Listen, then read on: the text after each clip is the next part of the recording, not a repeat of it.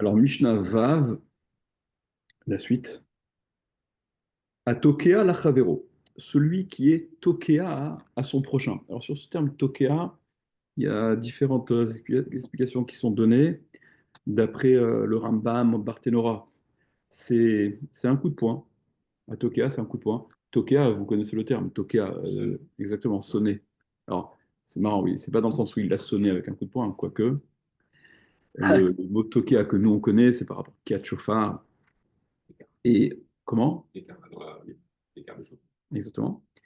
Et pour cause, il y a ceux qui expliquent que le coup, il a été porté dans son oreille, d'accord? C'est un rapport. Et il y a ceux qui disent que c'était, non, c'était voilà, c'était un grand cri vraiment dans l'oreille, un bruit très important à l'oreille de son prochain. Quoi qu'il en soit, dans un tel cas, notenlo sela, dit la Mishnah, il le dédommage donc de un sela, donc somme d'argent, par rapport aux bochettes, par rapport à la honte. Là aussi, il y a des marloktot dans les shonim. Comment comprendre? D'après le Rambam, c'est une somme qui est le dédommage et de ce qu'il est censé payer si jamais il y a les autres intitulés dont on a parlé au-delà de la honte, le Nézek, le Tsar, le Ripouille, etc. D'après le Rambam, bon, venez, on continue. On continue la Mishnah de façon un peu simple dans un premier temps. Rabbi Yehuda Omer, Rabbi Yehuda dit. Alors, euh, Rabbi Yehuda dit, Mishum Rabbi Yossi Aglili, au nom de Rabbi Yossi Aglili, mané. Non, ce qu'il est tenu de payer, ça n'est non pas un sela, mais c'est un mané. La lacha n'est pas comme Rabbi Yehuda. Euh, et Tosfot disent sur place que Tanakama, qui a dit que la somme à payer c'était un sela, et un sela, c'est l'équivalent d'un demi-dinar d'argent. Un mané, c'est 100 dinars. Et Tosfot disent que la première opinion qui donc indique un sela à payer, c'est lorsqu'il s'agit d'un ani, de quelqu'un de pauvre. Et Rabbi Yehuda, il parle d'un riche. C'est pour ça qu'il y a cette différence-là. Staro, si il lui a mis une claque, donc voilà, c'est une claque, c'est quelque chose de dénigrant. Noten lo mataim zouz, il lui donne 200 zouz au titre de la honte qu'il lui a occasionné euh, suite à ce soufflet qu'il lui a infligé. Les achariado, s'il lui a mis, ah, c'est un revers de main, c'est encore plus dénigrant, ok? Avec le gant comme les attitudes qui étaient raison de demande en duel 19e siècle. Donc c'est encore plus humiliant, la, la claque du revers de main. Notenlo arba meotzuz, il lui donne 400 zouz par rapport à la honte. Tsaram beozno, s'il lui a euh, tiré l'oreille, d'après Rachi, il lui a abîmé l'oreille, donc il y a une blessure à l'oreille. O talash bisearo, ou qu'il lui ait arraché sa barbe, enfin sa barbe, ses cheveux, ou bien Rakak Vegia Boruko, il lui a craché dessus et le crachat est arrivé sur le corps, à même la peau. Il y a une différence qui est à faire entre sur le corps à proprement parler ou sur le vêtement. Ou bien Evir Talito Mimenu, il lui a retiré son vêtement, donc le vêtement qu'il avait et donc, duquel on est vêtu, et se voir arracher ce vêtement, c'est aussi quelque chose d'humiliant. Ou bien, para Roshaisha Bashouk, il a découvert la tête d'une femme Bashouk au marché, c'est-à-dire sur la place publique, à l'extérieur. Dans chacun de ces cas qu'on a cités, Noten, Arba, Meot, Zouz, il est tenu de donner 400 zouz au titre du bochette, de la honte, de l'humiliation que, que l'action, donc que ce soit la claque du revers de la main, ou bien l'oreille arrachée, ou les cheveux tirés, ou le crachat, ou le vêtement retiré également, la tête de la femme découverte. Dans chacun de ces cas-là, il donne 400 zouz. Zéaklal, voici Principe. Hakol les filles kevodo. Tout est fonction du kavod de la personne, c'est-à-dire du niveau de respectabilité, d'honorabilité, la situation sociale, etc. Tout est fonction de. euh, C'est-à-dire que cette somme-là de 412, elle a été fixée comme étant le maximum qui correspond à ce qu'une personne particulièrement respectable, honorable, et donc plus sujet encore à la honte pour le moindre affront qui lui serait fait.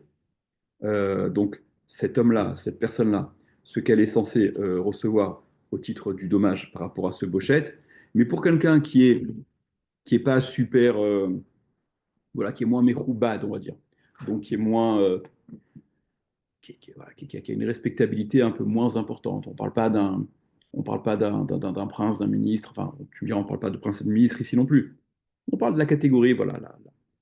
Pour quelqu'un qui est de catégorie, euh, l'humiliation a moins d'impact, on va dire. Alors ce sera à évaluer et il faudra estimer à combien on estime que cette atteinte à son kavod, combien elle vaut, combien est-ce qu'elle peut être estimée. Amar Rabbi Akiva. Et là, il y a Rabbi Akiva, voilà, c'est le socialiste, l'humaniste. Mais aujourd'hui, les cabinets d'assurance font ça. Ah, Regarde. ça En ne pose pas Israël. l'action sur le cabinet d'assurance. Non, non, là, Non, attends, mais non, en non. Israël, moi je parle Ah, en j'en sais rien, je sais pas. En Israël, c'est un peu un mélange le mishpat ivri, le droit mishpat ivri en hébreu, anglais. des réminiscences anglais, turcs. Il y a une espèce il y a un peu il y a un mix. Ouais. Amar Rabbi Akiva, Rabbi Akiva vient et dit, Afilu anim sheb Israël, même les pauvres d'Israël, roim otam kelu bnei chorin, on les voit comme s'ils étaient, alors bnei chorin, c'est pas à prendre dans le sens de ce que vous avez dit lors de la Haggadah, bnei chorin, des hommes libres, mais dans le sens de meyuchasim. Ils ont une généalogie, ils sont affiliés, ils proviennent d'une généalogie prestigieuse chez Yardou Minirseem, mais qui serait littéralement tomber de leurs biens, c'est-à-dire qui ne seraient pas, en termes d'aisance financière, à la hauteur de leur origine. Ça veut dire que non, non, il faut les regarder comme étant tous les béné Israël sont des hommes qui sont à ce niveau de respectabilité maximum, dans la mesure où Shem, Bnei Avraham, Yitzhak et Yaakov, ce sont les enfants de Avraham, Yitzhak et Yaakov. Rabbi Akiva, donc il est en discussion, il est relègue sur Tanakama, qui dit que tous les bénis Israël sont identiques au niveau concernant ce knas, cette somme forfaitaire, donc cette amende, le caractère de knas d'une amende, puisqu'il s'agit d'une somme forfaitaire qui doit être payée pour dédommager de la honte qui a été occasionnée dans un des cas dans les cas qui ont été cités, qu'il s'agisse de personnes de ce qu'on a appelé tout à l'heure respectables particulièrement ou moins respectables, ok, parce qu'en réalité, tous proviennent, tous descendent de ont ces origines prestigieuses de Isaac et Yaakov. Donc voilà, c'est l'égalité entre les hommes, d'accord, cette vision humaniste qu'on aime. Et il y a une histoire avec un type qui a donc justement arraché le foulard d'une femme qui était dans le marché, ok?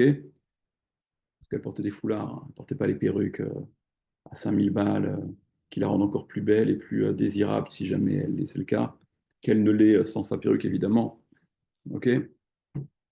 Donc il lui a arraché son fichu, son foulard. Bat lifne Rabbi Akiva. Elle s'est présentée devant Rabbi Akiva. Vechi voliten la arba meot zuz. Et Rabbi Akiva a condamné celui qui lui avait arraché son foulard à lui payer donc les 400 zouz dont on a parlé, à Marlo, et il lui a dit, cet homme qui a été condamné donc à payer les 400 zouz, Rabbi, tenli zman, donne-moi du temps, laisse-moi du temps pour pouvoir payer. C'est une somme qui n'est pas négligeable. Laisse-moi juste le temps officiellement, de réunir cet argent et de payer. Venatan Lozman, et Rabbi Akiva, il lui a accordé euh, ce temps. Shimra, il l'a attendu. Cet homme-là, il a guetté cette femme, il a attendu. jusqu'à ce que, au Medet al-Petah Chatzera, elle se tenait sur le seuil de son Chatzer, de sa cour, donc qui donnait sur l'extérieur, sur le domaine public, et en passant, mine de rien, Veshavar et Akad Befanea, il a cassé volontairement sa cruche devant elle, ou Bo Keisar Shemen, cruche dans laquelle il y avait une petite quantité négligeable d'huile qu'on acquiert pour un Issar. Un Issar, c'est une monnaie, c'est une valeur peu importante. Gilta et Rocha, elle s'est découvert sa tête, donc elle a découvert ses cheveux. Vaïta Metapachat, et elle récupérait cette huile avec sa main, ou Manachat Yada al Rocha, et elle mettait ensuite sa main dans ses cheveux pour s'enduire de cette huile qui était tombée ses cheveux. Voilà, elle fait ce qu'elle veut de ses cheveux. Et donc elle a profité de ces cosmétiques-là qui se présentaient à elle, et elle s'en est donc enduit les cheveux. Et manifestement, ça l'a pas dérangé plus que ça de se découvrir les cheveux pour pouvoir profiter de cette huile et de ce... Et Emid Haïdim, et cet homme-là, qui avait donc été condamné à l'UP 412 parce qu'il avait arraché son foulard, et qui ensuite a fait ce petit stratagème-là pour montrer que finalement, ça ne la dérangeait pas plus que ça d'être les cheveux découverts, il avait posté des témoins, et Emid Haïdim, qui puisse voir comment elle allait faire et témoigner par la suite. Ou va finir Rabbi Akiva, il s'est présenté devant Rabbi Akiva. À Marlo, il lui a dit, Rabbi, la Zoani le Tenar Ban Mozouz, à celle-ci, à cette femme, tu veux que je donne 400 zouz pour lui avoir découvert les cheveux? Cette femme qui se dénigre elle-même pour une quantité infime, ridicule d'huile, et elle est prête à se découvrir les cheveux pour quelques gouttes d'huile, donc tu vois que ça la dérange absolument pas. Les 400 zouz que tu m'obliges de lui payer en dédommagement de cette honte qui lui a été causée, mais elle ne subit pas cette honte. Preuve en est, elle est la première à le faire de sa propre initiative. À Marlo, il lui a répondu Rabbi Akiva. Lo amarta kloum, tu n'as rien dit. Ton argument, c'est du vent. Acho vel beatzmo, a falpi chez nos rachai. Parce que, même s'il est vrai que celui qui se serait chovel lui-même, qui se ferait lui-même une blessure, celui qui se mutilerait lui-même, il se fait lui-même une blessure, a falpi chez nos rachai, ben, qui ne soit pas autorisé. Évidemment qu'il est interdit de se blesser. On apprend ça, hein. Même celui qui se fait tu dis, ben, il fait ce qu'il veut, c'est son corps, non. Même s'il se fait du mal à lui-même, c'est une avéra, une interdiction. On apprend ça de ce qui est marqué au sujet du nazir. Le nazir, la Torah dit, le nazir qui s'est donc interdit, ce qui est permis, le nazir dit, Vechiper alav meacher chata ala nefesh, ala nefesh. Il devra, le process là, de Korban et avec le Kohen, etc., ce sera une capara sur le nazir de ce qu'il a fauté sur sa personne, en s'interdisant ce qui est permis. À plus forte raison, en se scarifiant, enfin scarifiant, pas scarifiant, en se blessant ou en s'infligeant des plaies. Alors, dit Rabbi Akiva, bien que, malgré le fait que celui qui se blesse lui-même, qui n'est pas autorisé à le faire, il n'est pas autorisé à le faire très certainement, mais pour autant, patour, il est patour d'une peine, le Bet Din ne le sanctionnera pas pour ça. Pour autant, Acherim Shechavlubo, d'autres qui l'auraient blessé, Chayavin, ils sont bien évidemment Chayavim, ils sont bien évidemment tenus de payer, de le dédommager, ils sont tout à fait plus Chayav. Ve'akotsetz netiotav, et celui qui est kotsetz netiotav, c'est celui qui s'arrache ses plantations, netiot, ses propres plantations. Alors, si c'est lui-même qui arrache ses netiot, afalpi chez nos rachai, bien qu'il ne soit pas autorisé à le faire, au titre de baltachrit, donc tout ce qui consiste à abîmer, à gâcher, etc., c'est interdit par la Torah. Patour, il est patour. Shiachol Lomar, pardon, excuse-moi, il est patour, je lisais le commentaire du Kati. Il est patour parce qu'il peut dire non, je l'ai fait pour mon bien. Cela dit, Acherim chez Katsuet Netiotav, d'autres qui auraient arraché ces netiotes qui lui appartiennent à lui,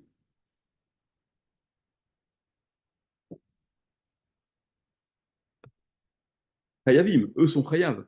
Ce que la personne fait la concernant elle-même, même s'il n'est pas autorisé en principe à le faire, ça le dispense d'une peine que le Beddin, ça le dispense de peine. Mais si ce sont d'autres qui agissent de la sorte, bien évidemment qu'ils sont tenus de le dédommager, qu'ils sont chayav. Ainsi en est-il au sujet de Bochette, de la honte concernant cette femme. Lui a arraché son foulard. C'est-à-dire, si c'est la femme elle-même qui se met en situation de honte, entre guillemets, ça la regarde, il n'y a pas lieu de la rendre chayevette de quoi que ce soit. Mais si cette honte est occasionnée par une personne extérieure, hein, par une tierce personne, alors cette tierce personne est tenue de payer. Et par conséquent, dit Rabbi Akiva, tu es chayav de lui payer les 412. Cela dit, la halakha n'est pas comme Rabbi Akiva au sujet de l'estimation. Rabbi Akiva, qui avait donc cette vision où il mettait tout le monde au même niveau, égalitaire, la halakha n'est pas comme lui, mais tout est fonction de celui qui cause la honte et de celui qui est sujet à la honte. Ok. On passe à la Mishnah Zayin, la Mishnah, donc la dernière Mishnah dans la dernière Mishnah. Afalpi shehu noten lo, bien qu'il lui donne. Donc, bien que Réhouven, qui a causé qui s'en est pris à l'intégrité physique de Shimon, il est tenu de lui payer, comme on l'a vu et répété, les 5 catégories de dédommagement: Nézek, le dégât causé; Tsahar, Rochette, la douleur, la honte; Chevet, ripouille, le chômage et le traitement. Bien qu'il lui ait payé tout ça, et nonimchal lo achievakesh mimenu, il n'est pardonné que lorsqu'il lui demandera d'obtenir le pardon, c'est-à-dire que c'est pas euh, c'est pas une affaire réglée en jetant l'argent qui correspond à tout ce qui a été à tout ce qui a été tout ce qui a été abîmé, à tout ce qui doit être dédommagé, mais il y a le caractère humain. Il faut demander pardon au-delà du remboursement qui n'est que d'ordre financier. Chez Neymar, selon ce qui est écrit, ce qui est dit, alors c'est le pasouk qui, au sujet de l'épisode de Avimelech qui prend Sarah, la femme de Abraham, ok, qui veut la prendre pour femme, et le royaume, vous vous rappelez, il va être frappé d'un mal mystérieux. Akadosh Baruch Hu va se révéler à Avimelech au travers d'un songe, d'un rêve, et il va lui dire, Veata, et maintenant, Hachev Eshet Aish, rend Eshet, donc la femme, la suite du pasouk, Eshet Aish, la femme de l'homme, qui naviou, parce qu'il est prophète, Veit Palel Baatra, et il priera pour toi. Juste entre parenthèses, la Gemara dans la côte, elle relève. Euh, Quoi, tu la rends parce qu'elle est femme de prophète? Si elle était femme de pas prophète, tu l'aurais pas rendue, tu aurais pu la garder? Il y a la Gemara, elle explique pourquoi. Quoi qu'il en soit, hein, de cette formulation-là, hein, alors, explique les Mefarshim. Je vous lis le commentaire du Kéati sur cette portion de Mishnah-là. Il dit, ça n'a été pardonné à Avimelech qu'après qu'il ait demandé à Avram Avinu qu'il le pardonne et qu'il prie pour lui.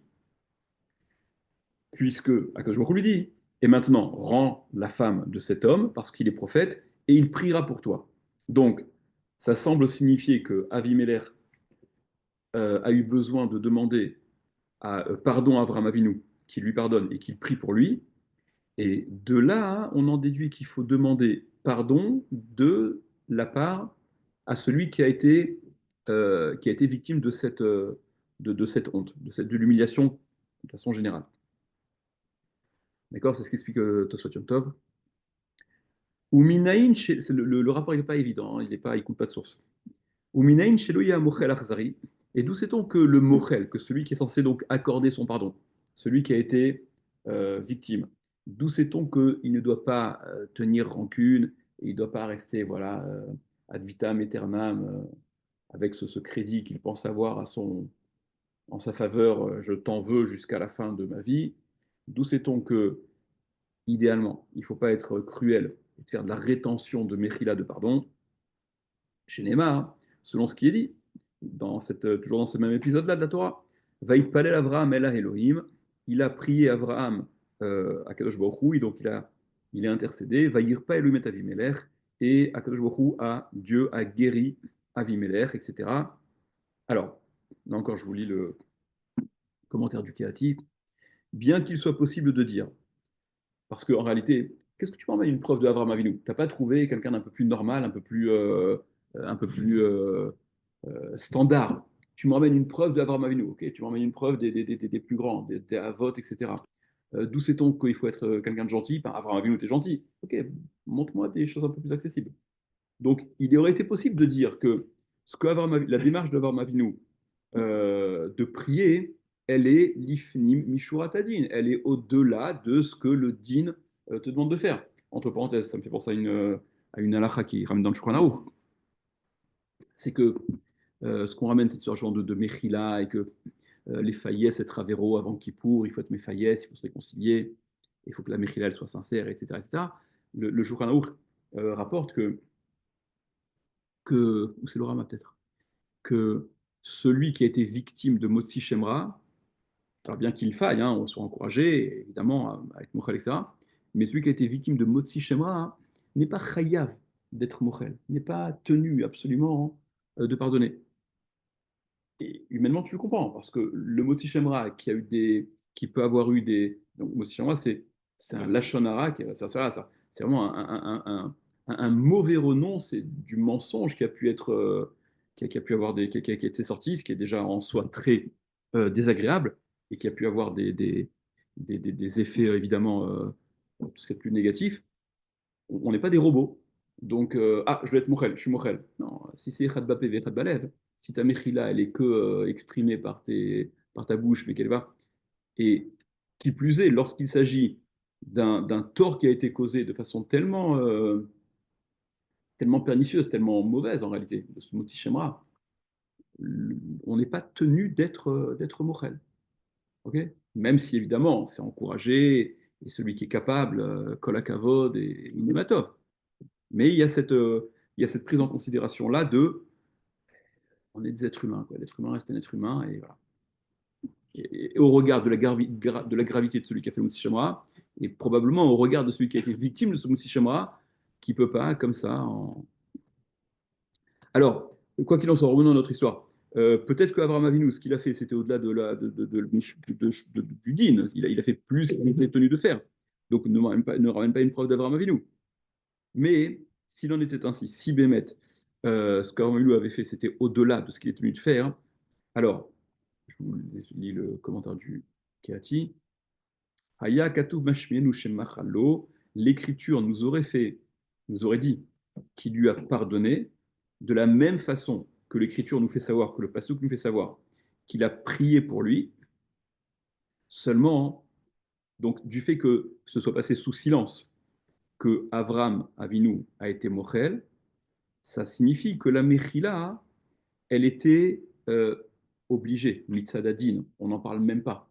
Ce dont on parle, le plus, donc, ולכן כל הגות בזה, ואין הכתוב צריך להשמין וזה, אלא שבכתוב להשמיע, שלא זו בלבד שמחלו, אלא שאף שיתפלל. C'est-à-dire que la Torah ne te parle même pas de ce qu'il est tenu de faire et de façon évidente.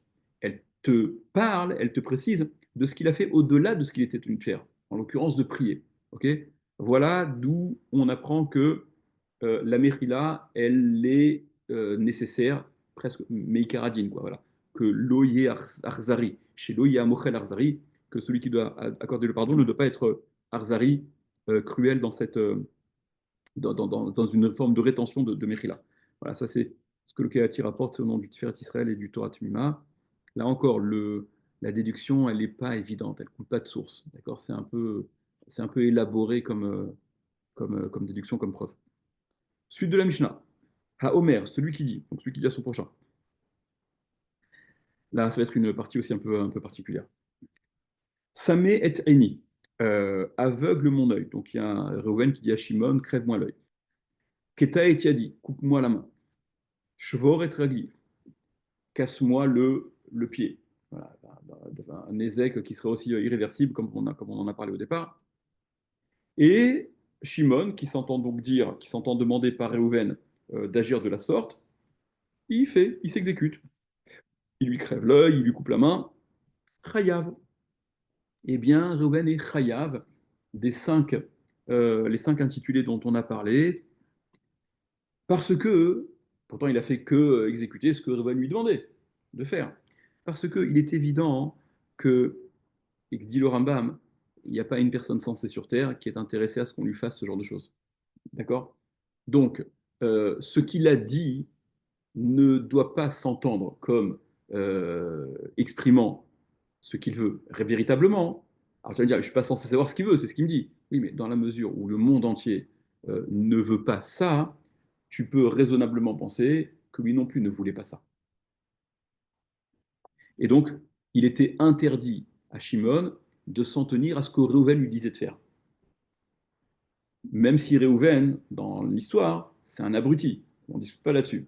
Mais Shimon, il n'est pas plus futé que de s'exécuter suite ce que Réhouven lui demande.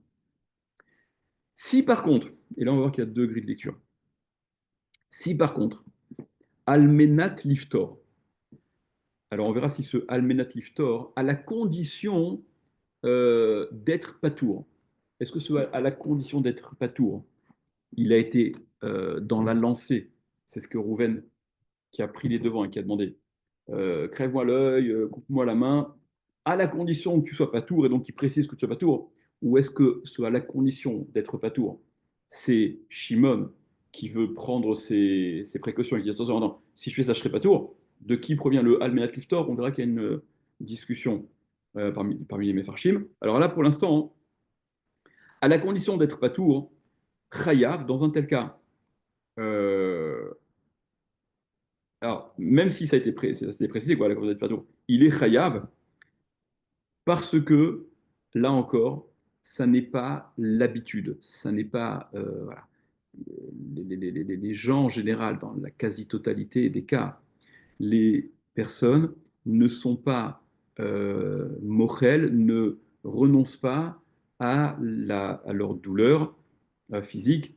Et donc, minastam, probablement que le Almenat Liftor, même si Réhouven, dans la lancée, il lui a dit coupe-moi la main et tu seras pas tour, de toute manière, ça ne peut pas être pris comme étant sérieux, raisonnable. Ça, c'est que s'explique, c'est la lecture du Rambam. Il y a ceux qui expliquent, d'après l'Agmara, que ce que la Mishnah est en train de dire, ce Almenat Liftor, c'est non pas la suite de ce que Réhouven dit, donc c'est Réhouven qui serait du début à la fin celui qui parle, coupe-moi la main, et tu sais quoi, tu ne seras pas tour, de toute manière, d'après le Rambam, même s'il est allé jusqu'à préciser Shimon qui s'exécute, il ne sera pas tour, ok? Parce qu'il faut être raisonnable, ça faut être raisonnable, ça faut être raisonnable tout simplement. D'après donc d'autres métarchimes, et d'après l'Agmara, c'est celui qui donne le coup, donc c'est Shimon, qui pose la question à Réhouven, qui lui demande de lui couper la main, hein, et il lui dit quoi? Mais je vais être pas tour. Et donc Réhouven, il lui répond oui, mais dans un tel cas, Shimon qui le blesse, qui lui ampute la main, qui lui crève l'œil, il est quand même chayav parce que nous disons que, et là encore, là aussi il faut comprendre que euh, cette explication-là, elle est aussi fonction euh, d'une façon de comprendre qui peut se prêter peut-être à la façon qu'ils avaient de parler, ou que parfois une langue, elle peut laisser comprendre, dans la mesure où, et c'est ce qu'explique ces Mefarchim-là, Barthénora en l'occurrence par exemple, et qui disent que la réponse positive de Réhouven dit à Shimon, coupe-moi la main. Shimon lui dit, et quoi, mais je ne serai pas tour? Et Réhouven lui dit oui. C'est à comprendre en termes de, pas, c'est pas un vrai oui. En réalité, c'est un oui étonné, c'est-à-dire non, oui. Est-ce que tu pourrais être pas tour sur une telle chose? Sous-entendu, en fait, le oui, c'est un non. Si par contre, Réhouven, donc qui est celui qui va être victime de l'amputation, de l'écrevée, etc. Si c'est lui, d'après ces méfarchim là, qui précise à la condition que tu sois patour, et sache que tu ne seras pas tour, eh bien, dans un tel cas, Shimon sera oui patour, contrairement à ce que le Rambam a expliqué. Alors, là encore, juste une précision. Euh, Qu'est-ce que ça veut dire? Le oui s'interprète comme un oui d'étonnement, mais qui donc signifie non, quoi, oui. D'accord? Je crois vraiment que c'est ce qui veut dire non en réalité. Ça aussi, il faut que les termes, le langage, l'environnement, le truc puissent se prêter à ce genre d'interprétation. Ok? Et comme euh, il y a un Magan Avraham qui ramène dans une Shabbat, par exemple, que Hakol les fiazman vers Makom. Tout est fonction du temps et de l'endroit. Il ne dit pas ça pour votre ça, il ne dit pas ça à ce sujet-là.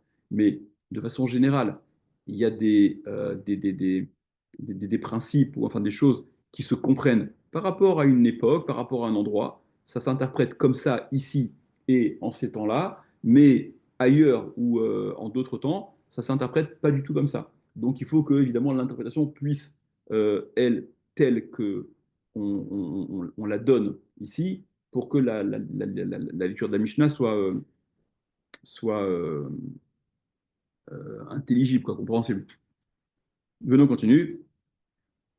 Dans un cas où donc ce Réhouven-là, un peu maso, il dit à Shimon, cette fois non plus de le blesser physiquement, mais Kraet Ksuti, déchire mon vêtement, Shvor et Kadi, casse ma cruche, donc voilà, brise mon objet.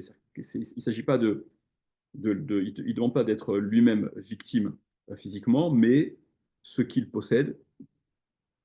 Et Shimon, il s'exécute. Eh bien, Chayav, Shimon, dans un tel cas, il est encore Chayav de payer, ok, comme on l'a expliqué avant, parce que ça ne peut pas être compris de façon sérieuse pour des gens raisonnables.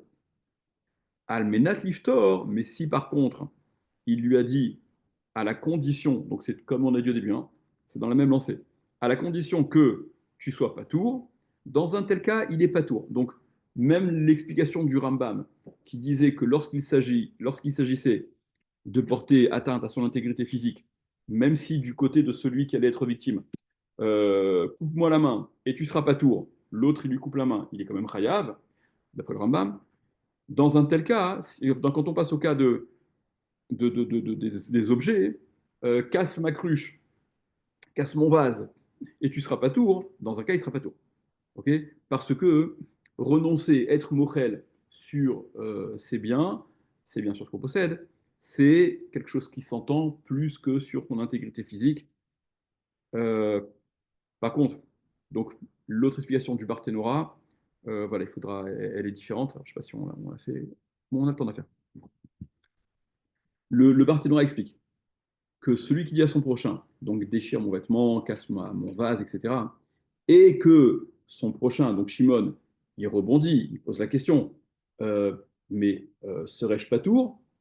Bien que, et là, donc, là, il y a une asymétrie hein, dans cette explication du Barthénora, bien que Réhouven lui réponde non, il lui répond non cette fois-ci. C'est pas marqué dans la Mishnah, mais c'est la grille de lecture que le Barthénora emploie.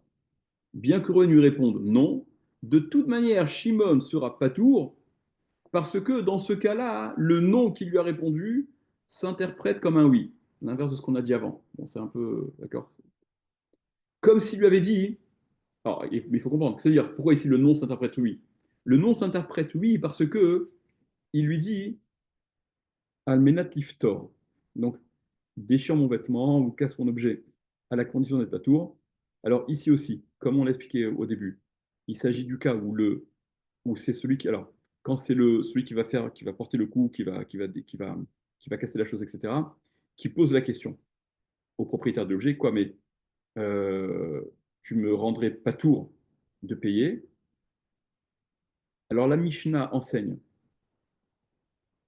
chez Laura Kimanal Ken, je te s'il lui répond oui, dans un tel cas, c'est sûr qu'il est pas tour, mais même s'il lui répond non, et donc c'est ce qu'on a dit, hein, s'il lui répond non, ça va s'interpréter comme le Mazik, celui qui fait le coup, il sera quand même pas tour, parce que du fait qu'il lui ait dit dans un premier temps, déchire mon vêtement ou casse mon objet, on explique son nom, le nom qu'il répond à la question, mais si je casse ton objet, je serai pas tour, le nom qu'il lui répond, il s'interprète comme étant un nom d'étonnement. Mais ne t'ai-je pas demandé de casser mon objet, de déchirer mon vêtement?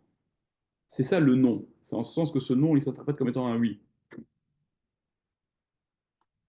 Est-ce que tu penses que j'ai pas eu l'intention de te... Non, j'ai pas eu l'intention de te dispenser de payer. Je t'ai demandé, c'est moi qui t'ai demandé. Donc qu'est-ce que tu me demandes maintenant? Est-ce que je serai pas tour? C'est moi qui t'ai demandé de le faire. Non. Mon nom, et oui, évidemment. Je t'ai demandé, casse mon objet, déchire mon vêtement. Il lui demande, mais je serai pas tour? Non. Bah, évidemment que tu seras pas tour. Le non, c'est un non style, t'as rien compris. Tu comprends pas que c'est ce que je viens de te demander. Et donc le mazik, celui qui casse ou qui déchire, etc., ne serait chayav que si le propriétaire lui répond non, mais de façon absolue, c'est-à-dire de façon qui ne peut pas s'entendre, s'interpréter comme étant un non d'étonnement. Non, non, oui, évite. Un non qui s'interprète comme étant oui. En fait, voilà, c'est fonction de, comme j'ai dit avant, hein, c'est fonction de la façon dont ça s'interprète. Ouais, dans la Mishnah, on explique qu'il s'agit du cas où les kelim, les objets, étaient entre les mains de Shimon dans un premier temps, donc celui qui allait les casser, à qui Reuven demande de les casser. Mais ces objets-là, ils avaient été dans un premier temps entre ses mains au titre de Shmira, au titre de pour être gardés. Il les avait déposés chez lui pour qu'il les lui garde. Dans un tel cas, hein, où ils avaient donc été déposés, soit pour être prêtés, utilisés, par conséquent, si le propriétaire des Kélim lui dit casse-les, et que Shimon il les casse, il est chayav de payer. Pourquoi? Parce que il avait dans un premier temps une obligation de shmira, de surveillance. Donc cette obligation-là, c'est ce qui va le rendre chayav lorsqu'il va casser, même si c'est suite à ce que Reuven lui demande. Parce que c'est comme s'il lui avait dit, casse-les, tu les casses, mais si tu les casses, tu me rembourses. Ça s'interprète comme ça. Mais s'il lui a dit, à la condition que tu sois pas tour, alors là, il sera pas tour. Mais si au moment où il lui donne les kélim, pas au titre de garde, mais au moment où il lui remet les kélim, les objets, entre ses mains, et qu'il lui dit, donc lors de cette transmission de kélim, prends cet objet et casse-le, ou prends ce vêtement et déchire-le, et que donc Shimon y s'exécute, bien qu'il n'ait pas précisé à la condition que tu sois pas tour, dans un tel cas, il sera pas tour, Shimon qui déchire ce vêtement ou qui casse cet objet, puisque dès le départ, ça lui a été remis, non pas au titre de garde, à aucun moment il y a eu une prise en main avec cette obligation de veiller à l'intégrité de ces objets-là. D'où on apprend ça, l'Agmara, parce que c'est marqué dans la Torah, Vechiiten ishel reu kesef okelim lishmor, lorsqu'un homme donnera à son prochain de l'argent ou des objets lishmor à garder, et les Chachamim font la dracha lishmor à garder, et non pas à perdre ou à déchirer ou à abîmer. C'est-à-dire que si c'est donné pour être gardé, donc il est chayav, le dépositaire, de la négligence, mais s'il lui a donné dès le début pour ne pas les garder, mais pour les casser, pour les abîmer, et qu'il aurait été négligent, eh bien, il ne sera pas tour de toute manière, puisqu'à aucun moment il a endossé cette responsabilité de garde. Bon, on verra ça plus. Asa aseken ishploni. Celui qui dit à son prochain, fait ainsi à un tel, donc à une tierce personne. Almenat liftor, à la condition d'être patour. C'est-à-dire que tu peux pas t'engager, je peux pas te demander de faire à une tierce personne un truc et je te dis à la condition que tu sois patour. Ça dépend pas de moi. Ton tour ne dépend pas de moi. Ça signifie, même si je payerai moi de mes propres, c'est moi qui payerai. Chayav, eh bien, le chaliar est chayav donc Reuven qui demande à Shimon de causer un dégât à Lévi, et Reuven dit à Shimon, je paierai. Et bien dans un tel cas, Shimon qui s'exécute, c'est lui qui doit payer. Reuven n'est pas tenu de payer, même s'il l'a dit. Ben Begoufo, qu'il s'agisse du corps, c'est-à-dire s'il lui a demandé de porter atteinte à l'intégrité physique donc de cette tierce personne de Lévi, va lui crever l'œil, va lui couper la main, Ben Bemamono, ou que ce soit de son patrimoine, de son argent, de ce qu'il possède, il lui a dit va déchirer son vêtement, etc. Pourquoi est-ce que de toute manière c'est Shimon qui s'exécute, mais qui s'exécute suite à ce que Reuven lui demande de faire, et il s'engage en plus à payer. C'est Shimon qui est chayav, en vertu du principe que vous connaissez, en shaliach lidvar avera. Il n'y a pas de shaliach, la notion de shaliach, d'envoyé de délégué, lorsqu'il s'agit de Avera, bien que dans la Torah ça marche, la notion de Shaliach, elle marche évidemment. Tu peux faire en mon nom quelque chose si je te demande de le faire, ou même si je ne te demande pas, mais que tu le fais de par ta propre initiative, mais qu'on sait très bien que c'est dans mon intérêt, c'est à mon avantage, ça marche. Mais lorsqu'il s'agit de Avera, non. Pourquoi? Parce que, la Gemara dit, Divrei Harav, Divrei Talmid, Mishomim, entre les paroles du maître, Akadosh Baruch Hu, qui te dit de ne pas faire ça, et les paroles de l'élève, qui te dit de faire le contraire, qui tu es tenu d'écouter qui? Allume la lumière, c'est Shabbat. Allume la lumière. Ah, c'est pas de ma faute, tu n'avais qu'à pas le faire. Ne m'écoute pas, Dieu t'a dit de pas allumer. Tu allumes parce que je te demande d'allumer. Donc il n'y a pas de notion de chaliar, ni de varavera lorsqu'il s'agit d'une avera. Et par conséquent, hein, c'est l'exécutant, Shimon, qui s'en remet à l'injonction de Réhouven, qui sera chayav de payer, de dédommager Lévi, qu'il a blessé ou à qui il a, il a, il a, il a, il a détruit ses objets. Voilà. Fin de la Mishnah. Euh, bon, il faudra reprendre de façon un peu plus. Mais attendez, il y a quand même. Juste, je voudrais voir par rapport à ce que. Il y a un truc qui me semblait bizarre là dans l'explication que le Kéati a amené d'après la grille de lecture du Barthénora. Euh,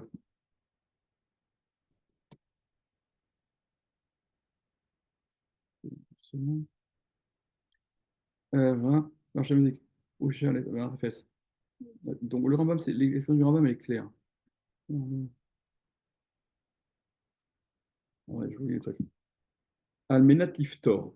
Donc, déchire mon vêtement ou casse mon objet à la condition d'être patour.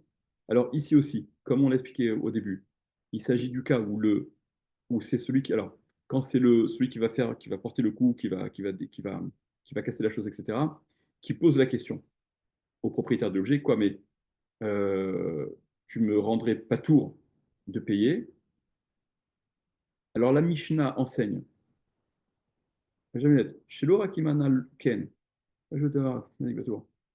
S'il lui répond oui, dans un tel cas, c'est sûr qu'il n'est pas tour, mais même s'il lui répond non, et donc, c'est ce qu'on a dit, hein, s'il lui répond non, ça va s'interpréter comme si le Mazik, celui qui fait le coup, il sera quand même pas tour, parce que du fait qu'il lui ait dit dans un premier temps, déchire mon vêtement ou casse mon objet, on explique son nom, le nom qu'il répond à la question, mais si je casse ton objet, je ne serai pas tour.